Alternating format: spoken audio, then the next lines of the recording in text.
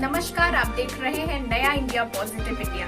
आज फिर से मैं आपके लिए लेकर आ गई हूँ एक मोटिवेशन से भरपूर कहानी। जी हाँ, रियल लाइफ स्टोरी। हम बात करेंगे आज एक ऐसी महिला की जिसने अपनी कमजोरी को अपनी सबसे बड़ी ताकत में तब्दील कर दिया। हम में से बहुत सारे लोगों की लाइफ में परेशानियां आती हैं, चुनौतियां आती हैं, लेकिन हम में से कितने लोग हैं जो उसे अपॉर्चुनिटी में कन्वर्ट कर पाते हैं? बहुत गिने चुने लोग। लेकिन ये कहानी आपको प्रेरणा देगी और आपको ये हौसला देगी कि कोई भी मुश्किल चुनौती ना आपके हौसले से बड़ी नहीं होती है। अगर आप जज्बा रखें और आगे बढ़े तो आप उसे पार करके कोई भी नए कीर्तिमान को स्थापित करने के लिए अपने आप को एक बहुत मजबूत इंसान बनाते हैं। तो चलिए हम आपको दिखाते हैं कुमारी स्वाति की इस रिपोर्ट में कि कैसे सुधा चंद्रन ने सभी के लिए पेश की एक अनोखी मिसाल। देखिए इस खास रिपोर्ट में। कहते हैं सपनों की बात ही अलग होती है। सपने हमें उन ऊंचाइयों तक ले जाते हैं जो हमारे वजूद को एक नई पहचान दिलाते हैं। इन सपनों के ही कारण हम अपने जीवन में आ रही उन सारी बाधाओं को पार कर जाते हैं जो हमारे लक्ष्य के सामने रोड़ा बनकर उभरती हैं। आज की कहानी एक ऐसी ही महिला की है जिन्होंने अपने सपने को अपने हौसले और दृढ़ संकल्प से पूरा कर हमारे सामने एक अनूठी मिसाल पेश की। शायद आप इस महिला को टीवी और फिल्मों में भी कई बार देख चुके होंगे। जी हाँ, हम बात कर रहे हैं भारतीय सिनेमा की मशहूर अभिनेत्री सुधा चंद्रन की। सुधा चंद्रन का जन्म 21 सितंबर 1964 को केरल राज्य में हुआ था। सुधा जी एक मध्य वर्गीय परिवार की रहने वाली थी, लेकिन फिर भी उनके माता पिता ने उनकी शिक्षा मुंबई से करवाई।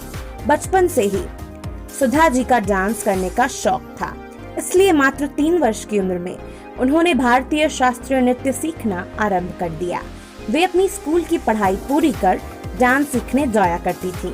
5 साल की उम्र से लेकर 16 साल की उम्र तक उन्होंने 75 से अधिक स्टेज शो देकर भरतनाट्यम की उम्दा कलाकार के रूप में शोहरत हासिल कर ली थी। उन्हें अनेक राष्ट्रीय और अंतर्राष्ट्रीय पुरस्कार भी मिल चुके हैं। एक दिन जब वह अपने माता पिता के साथ तमिलनाडु के तिरुचिपल्ली में स्थित एक मंदिर से वापस बस में सफर कर लौट रही थी, तभी सामने से आ रहे ट्रक ने उनकी गाड़ी को जोर से टक्कर मारा। उस भयंकर दुर्घटना में बहुत से लोग घायल हो गए।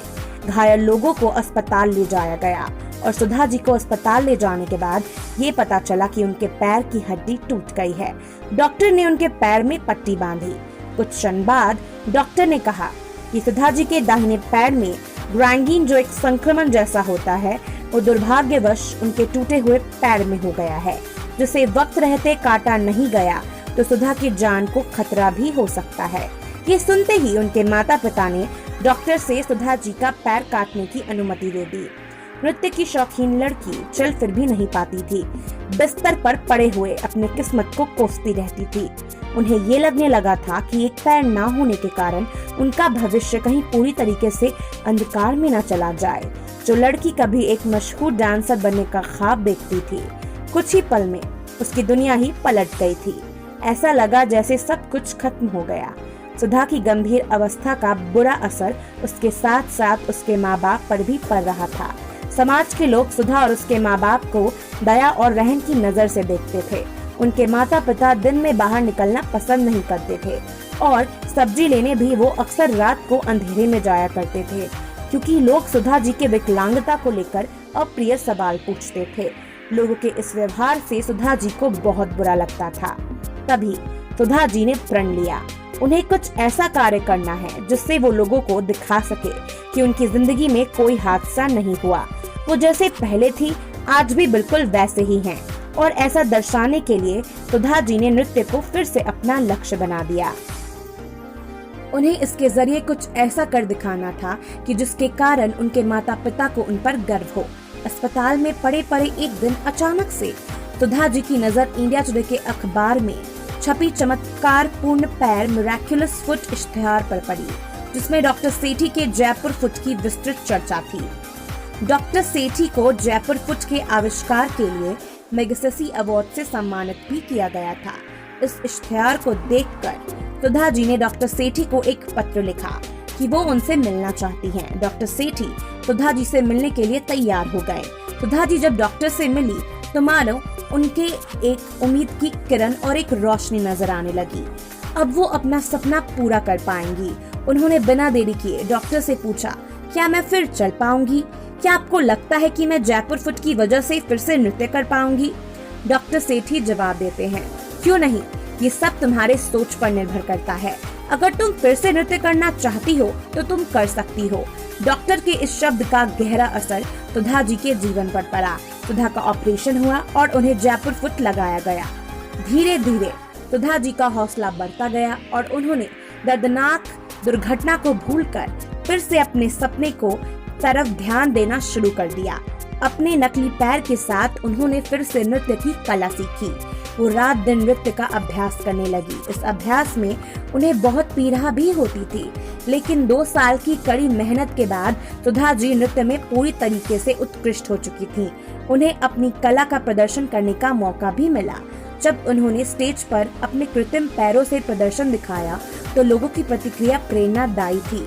पूरे सभा घर में तालियों की गूंज बहुत देर तक गूंजती रही। धीरे धीरे पूरे देश में उनके बारे में चर्चा होने लगी।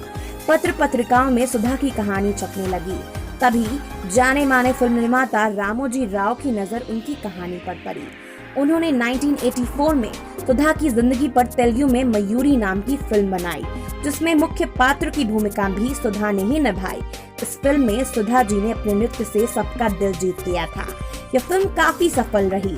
उनकी यह फिल्म नाचे मयूरी के नाम से हिंदी में भी बनाई गई, जिसे पूरी दुनिया में सराहा गया। इस फिल्म के लिए उन्हें राष्ट्रीय फिल्म पुरस्कार से भी सम्मानित किया जा चुका है। उसके बाद से सुधा चंद्रन की जिंदगी बदल गई और उसके बाद से उन्होंने बहुत सारी फिल्मों में काम किया और वर्तमान में वो काफी हिंदी सीरियल्स में सक्रिय हैं। सुधा चंद्रन एक भारतीय अभिनेत्री हैं जो मलयालम, तमिल, तेलुगु, हिंदी, मराठी, गुजराती और कन्नड़ फिल्म उद्योग में काम कर रही हैं। इस तरह सुधा चंद्रन ने अपनी विकलांगता को अपनी कमजोरी न बनने देकर एक सफल अभिनेत्री के रूप में एक अनूठी मिसाल कायम की।